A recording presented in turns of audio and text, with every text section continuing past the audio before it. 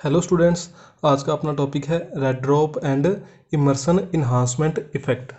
Topic शुरू करने से पहले अपने इसी टॉपिक से रिलेटेड कुछ पॉइंट पर डिस्कस करते हैं जो अपने लास्ट लेक्चर में पढ़े थे। अपने लास्ट लेक्चर में पढ़ा था कि जो सूर्य से वेव्स आती हैं या तरंगे आती हैं, उन सभी वेव्स की जो वेवलेंथ है मतलब तरंगदैर्ध्य होती है वो क्या होती है, अलग अलग होती है। लेकिन उन वेवलेंथ या तरंगदैर्ध्य में से जिन वेव्स की वेवलेंथ या जिन किरणों की तरंगदैर्ध्य 390 से लेकर 780 नैनोमीटर होती है, उन वेव्स की लाइट को या उन तरंगों के प्रकाश को अपने क्या कहते हैं, विजिबल लाइट कहते हैं, दृश्य प्रकाश कहते हैं, क्योंकि उस प्रकाश को हमारे द्वारा देखा जा सकता है। और इस विजिबल लाइट के अंदर 7 अलग अलग कलर की वेव्स होती हैं या 7 अलग अलग रंग की किरणें होती हैं। और इन वेव्स की जो वेवलेंथ है या तरंगदैर्ध्य है वो भी क्या होती है, अलग अलग होती है। मतलब इस विजिबल लाइट के अंदर कितने टाइप की वेव्स होती हैं, 7 टाइप की वेव्स होती हैं। उन सभी वेव्स का या सभी तरंगों का जो कलर है वो भी क्या होता है, अलग अलग होता है। और उनकी वेवलेंथ या तरंगदैर्ध्य होती है वो भी क्या होती है, अलग अलग होती है। यहाँ पर शो किया हुआ है कि ये जो विजिबल लाइट है या दृश्य प्रकाश है, इसके अंदर 7 कलर की वेव्स हैं जिसे अपने विबग्योर से शो किया हुआ है। जो वॉयलेट कलर है उसकी जो वेवलेंथ है वो कितनी होती है, 390 से लेकर 430। उसी प्रकार जो इंडिगो कलर है उसकी वेवलेंथ होती है 430 से लेकर 470। और ब्लू की, फिर ग्रीन की, फिर येलो की, फिर ऑरेंज की और लास्ट में रेड कलर की। रेड कलर की वेवलेंथ कितनी होती है, 650 से लेकर 780 नैनोमीटर। ये सारी क्या है, विजिबल लाइट है। इस विजिबल लाइट को अपने PAR भी बोला था, PAR, फोटोसिंथेटिकली एक्टिव रेडिएशन। मतलब जो वेव्स फोटोसिंथेसिस के प्रोसेस में प्लांट के लिए यूज़फुल होती हैं, उन वेव्स को अपने क्या कहा था, PAR, प्रकाश सक्रिय किरणें।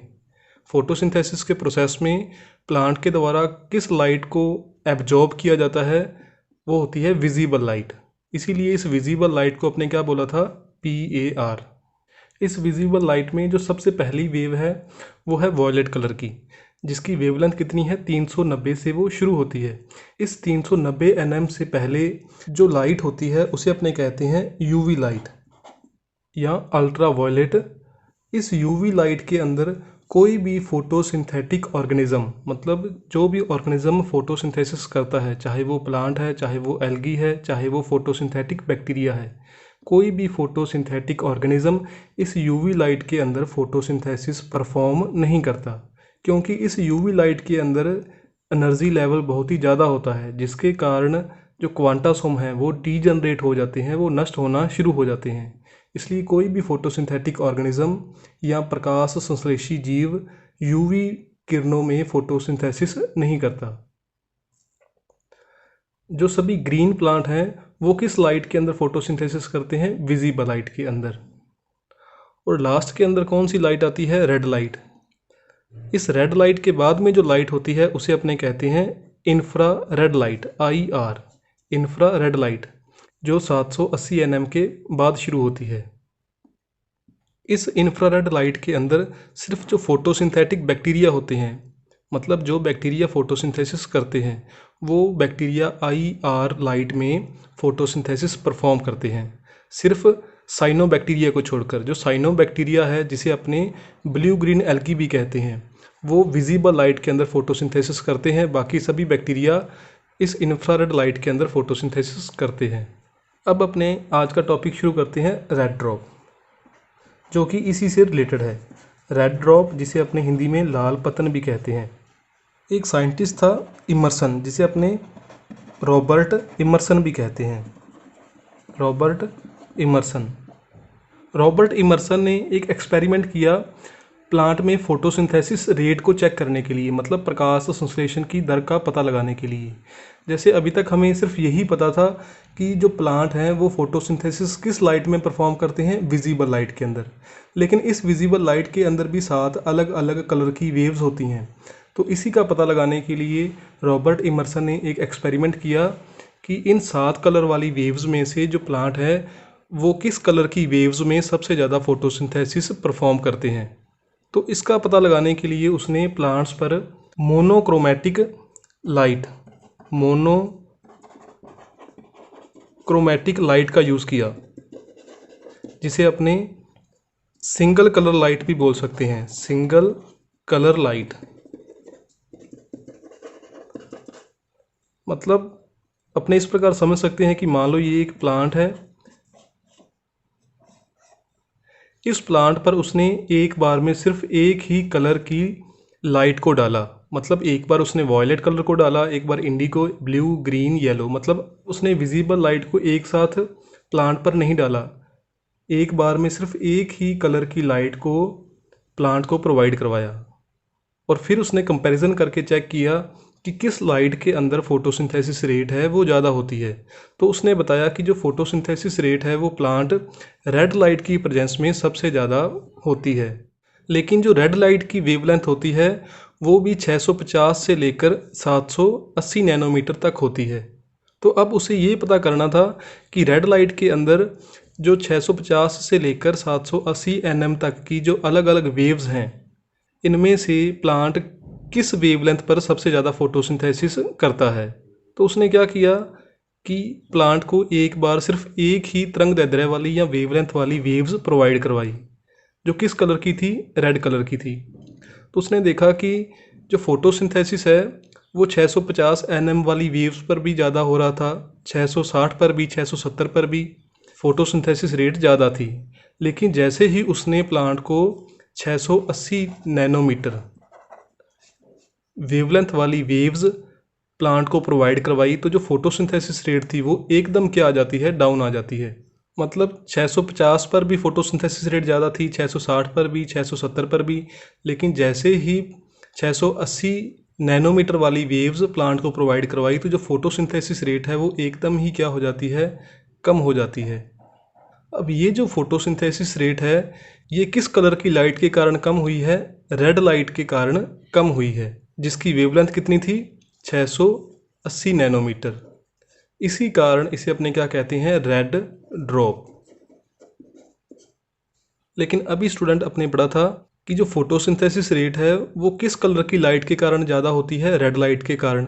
लेकिन अभी आपने क्या पढ़ा है कि जो 680 नैनोमीटर है इसमें जो फोटोसिंथेसिस रेट है वो क्या हो जाती है, बिल्कुल डाउन हो जाती है। लेकिन ये जो 680 नैनोमीटर है ये भी किसके अंदर आती है, रेड लाइट के अंदर ही आती है। जब अपने रेड लाइट को ज़्यादा डिटेल में पढ़ेंगे तो मान लो ये एक रेड लाइट वाला एरिया है जिसमें यहाँ पर 650 नैनोमीटर वाली रेस है और यहाँ पर 780, और इसके बाद में कौन सी लाइट आती है, इंफ्रारेड लाइट। लेकिन रेड लाइट का वो पार्ट, ये रेड लाइट है, रेड लाइट का वो पार्ट जो इंफ्रारेड के पास होता है उसे अपने क्या कहते हैं, मतलब इस पोर्शन को अपने क्या बोलेंगे, फार रेड। और फार रेड कहाँ से शुरू होता है, 680 nm से 780 nm। मतलब 650 से लेकर 780 तक कौन सी लाइट थी, रेड लाइट थी। लेकिन रेड लाइट का वो पार्ट जो इंफ्रारेड के पास होता है उसे अपने क्या कहते हैं, फार रेड। और फार रेड की जो रेंज है ये कहाँ से स्टार्ट होती है, 680 नैनोमीटर से लेकर और 780 नैनोमीटर तक। और इसी 680 नैनोमीटर वाली वेव्स के कारण फोटोसिंथेसिस रेट क्या हो जाती है, बिल्कुल डाउन हो जाती है। तो ये जो 680 नैनोमीटर वाली वेव्स है ये किस में आती है, रेड लाइट में आती है। इसी कारण इसे अपने क्या बोलते हैं, रेड ड्रॉप। और इसके कुछ टाइम बाद उसने दूसरा एक्सपेरिमेंट किया जिसे अपने पढ़ते हैं इमर्सन इन्हांसमेंट इफ़ेक्ट। अब अपने इस एक्सपेरिमेंट को पढ़ते हैं।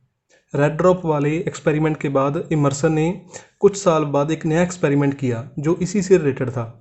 फर्स्ट एक्सपेरिमेंट में उसने क्या किया कि कोई एक प्लांट था, मान लो ये एक प्लांट है, इस प्लांट को उसने 680 नैनोमीटर से ज़्यादा की लाइट दी। मतलब सिर्फ कौन सी लाइट दी, जिसकी वेवलेंथ क्या थी, 680 नैनोमीटर से ज़्यादा। सेकंड एक्सपेरिमेंट के अंदर उसने एक प्लांट को कौन सी लाइट दी, जिसकी वेवलेंथ क्या थी, 680 नैनोमीटर से कम। मतलब फर्स्ट एक्सपेरिमेंट में प्लांट को कौन सी लाइट दे रहा है, 680 नैनोमीटर से ज़्यादा की। सेकंड एक्सपेरिमेंट में कौन सी लाइट दे रहा है, 680 नैनोमीटर से कम की। और थर्ड एक्सपेरिमेंट के अंदर उसने प्लांट को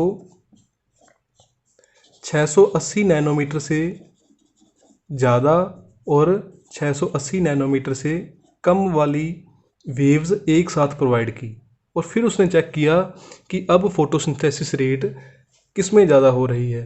तो उसमें देखा कि जो फोटोसिंथेसिस रेट थी वो कब ज़्यादा हो रही थी, जब प्लांट को 680 नैनोमीटर से ज़्यादा और 680 नैनोमीटर से कम लेंथ वाली वेव्स एक साथ मिल रही थी। इसी के साथ उसने ये भी बताया कि जिस प्लांट के अंदर रेड ड्रॉप हुआ था, रेड ड्रॉप कब हुआ था, जिस प्लांट को सिर्फ कौन सी लाइट मिल रही थी, 680 नैनोमीटर वाली या 680 नैनोमीटर से ज़्यादा वाली लाइट। यदि इस प्लांट को बाद में 680 नैनोमीटर से कम वाली लाइट प्रोवाइड करवा दी जाए तो उसमें फ़ोटोसिंथेसिस रेट क्या हो जाएगी, बढ़ जाएगी। मतलब जिसे अपने पहले 680 नैनोमीटर से ज़्यादा की लाइट प्रोवाइड करवाई थी, यदि उसे बाद में अपने 680 नैनोमीटर से कम की लाइट प्रोवाइड करवा दें तो उसके अंदर क्या होगा, फोटोसिंथेसिस की रेट वापस बढ़ जाएगी। इसी को अपने क्या कहते हैं, इमर्सन इन्हांसमेंट इफ़ेक्ट। अब इस एक्सपेरिमेंट से अपने को क्या पता चलता है कि मान लो ये एक लीफ है, लीफ के अंदर क्या है, क्वांटासोम। एक क्वांटासोम ये है, एक क्वांटासोम मान लो ये है। इस क्वांटासोम के अंदर क्या होते हैं, क्लोरोफिल के मॉलिक्यूल्स होते हैं, और ये क्वांटासोम क्या करते हैं, लाइट एनर्जी को एब्जॉर्ब करते हैं या फोटोसिंथेसिस के प्रोसेस में प्रकाश ऊर्जा को अवशोषित करते हैं। इसमें से एक क्वांटासोम ज़्यादा एनर्जी वाली वेव्स को एब्जॉर्ब कर सकता है और एक क्वांटासोम कम एनर्जी वाली वेव्स को एब्जॉर्ब कर सकता है। तो जब ज़्यादा एनर्जी वाली वेव्स आ रही थी तो मतलब सिर्फ यही क्वांटासोम है जो उस वेव्स को एब्जॉर्ब कर रहा था और फोटोसिंथेसिस परफॉर्म कर रहा था। तो मतलब ये तो अभी इनएक्टिव है और एक्टिव कौन है, सिर्फ यही एक्टिव है। तो यहाँ पर जो फोटोसिंथेसिस होगा वो सिर्फ कौन करेगा, सिर्फ एक ही क्वांटासोम करेगा।